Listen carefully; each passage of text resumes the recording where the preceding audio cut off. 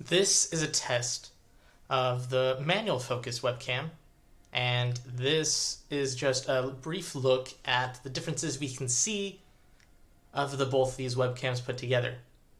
I want to test these two webcams individually and then together, and then I also want to put them against something of a cheaper option just to see what the quality difference is like and everything else that you can actually understand in terms of which webcam should you go for. This is a test of the Autowebcam's microphone, and now you can actually see that there's quite a big difference in just the quality of the microphones that are attached to both of these webcams. Now, having a webcam and a microphone combo is very nice and very convenient. It's suggested, however, to still stick with a separate microphone with your webcam. That being said, having both isn't a bad thing. So this one is my on webcam. This is the one that I have gotten from Walmart for like 15 bucks. So I don't expect the quality to really hold up, but I am impressed that this one does have a microphone. It is 1080p, but I don't think it's the best quality.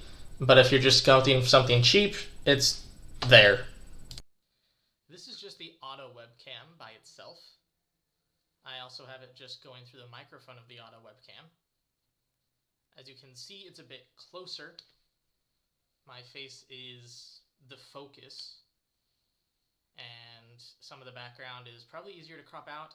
This is probably what I'd say something for like beginning streamers or just beginning video content if you're just trying to get into doing it based on the face. You don't need something too high tech, too high quality, and this is a bit cheaper than the manual one that I had otherwise. But if you are fine with just adding a little bit extra money, the manual one is definitely the better route to go, just based on my own experience and the fact that it's not as difficult to set up. I know that's weird to say, but I've been testing all three of these webcams on Streamlabs. The auto webcam sometimes works, sometimes doesn't. I don't think that's a problem necessarily with the actual webcam as much as Streamlabs just always being randomly finicky when something else detects the webcam.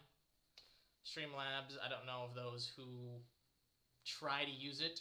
If you are on Discord or on Zoom, you'll notice that Streamlabs won't pick up anything that Zoom is already picking up.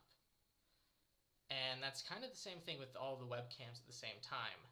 If you have another app using it, whether it be Teams, whether it be Zoom, whether it be Discord, Streamlabs just won't pick it up correctly. However, you just have to get rid of everything and it'll start to work again. It's weird that way. Here is the on webcam side by side. And as you can see, the resolution, even though it's supposedly 1080p, doesn't seem like it all that much sometimes. I feel like it's more of a dynamic upscale 1080p rather than a native one like this one. Or as I should say, the auto 1080p webcam.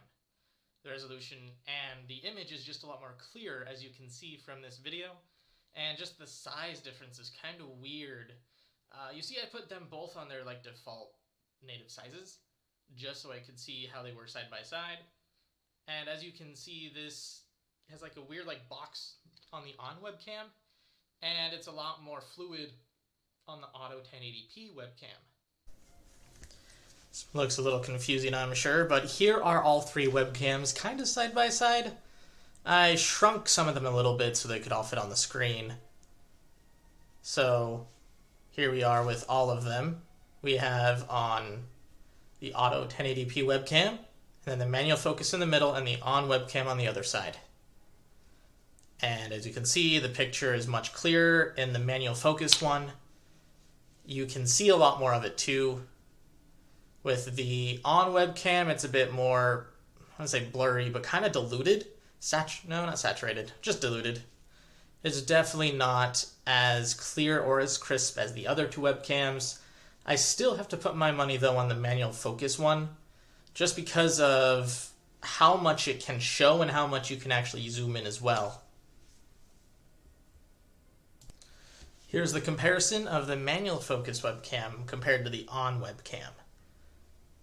So this is really interesting to see, but they're completely different.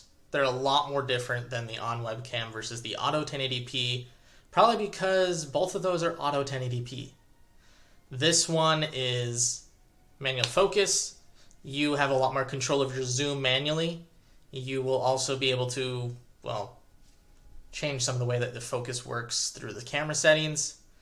So it's not that the autofocus or the auto zoom webcam doesn't do these things. It's just you have to do it through a software port or a software upgrade for the drivers, and then you can use the computer to zoom in and out. But again, when you use a computer to zoom in, it's not nearly as clear as when you have a manual focus zoom.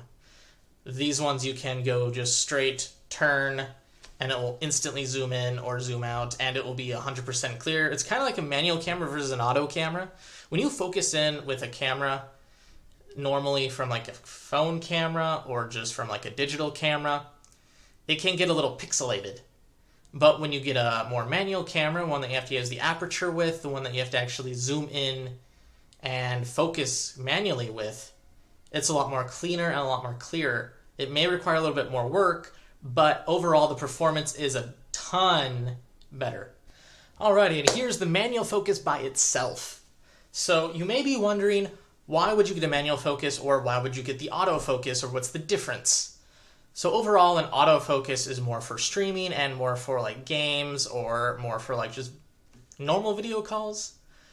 However, the manual focus, because of its wide kind of range, is a little bit more for conference calls or more professional conference calling and other resorts like that. Or if you are getting hardcore industry and you can have both on at the same time. This is a secret, well, I wouldn't say really a secret for streamers, but they don't just run one webcam at a time. Sometimes they'll run more. They'll just not show the other ones until they need to, in case they want to get up or do something or show something else from the other side. So they'll have either like something that has a wider range when they go outside of their normal space to do their whatever, dancing, singing, or just showing other guests into their games. If you want to have like 2 or more faces, in case you're doing like a LAN party or you're just doing, Mario Kart with 2 or 4 people. So you don't have to have like 4 individually webcams for each single person. You can have one big manual focus one that has the entire room so you can see the whole couch. So what is the verdict? Honestly, it depends on what you want it for. Do you just want to be a game streamer and do you want to have more of your face and focus for individual games? Then go for the Auto 1080p. If you want to do it for conference calls, or if you just want to do it for calls in general or just to have a webcam, go for the manual focus one. Or if you're, like me and want to splurge, try to get both. This way, you'll be able to be prepared for any circumstance, or, I don't know, you can just have 3 webcams on your computer and wonder which one you want to use for the day. That's always a fun thing to figure out. Another fun thing about the HD camera, at least the auto one I've noticed, is when you play with the background filters, it also works extremely well.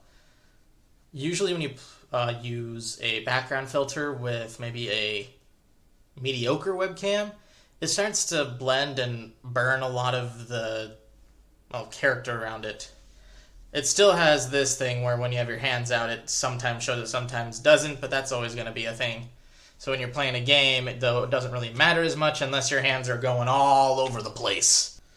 So I wanted to put in a note that I originally said that the auto webcam was the cheaper one. It actually is more expensive. I got the prices mixed up when I was looking at the images earlier before I decided to record this. That is on my bad. So actually the auto webcam is about $64.99 and the manual one is around $59.99. Both of those are pretty well priced for the quality that you get out of them. And ultimately, I think because of that information, I'd almost recommend just getting the manual one, especially with being able to utilize it a bit better for wide angles and camera angles. But the auto one is still a really good choice, especially if you want to do something like this, where you are in your own background and your own desktop, and you see everything that's on your computer, or if you want a green screen in the back. That's what I would recommend. But I'll have prices and the listings down in the description for if you want when you want to buy these. And I will say that these products were given to me for review, and I am very happy that I was able to find and really work with these webcams. So overall, I'd say just get what you want.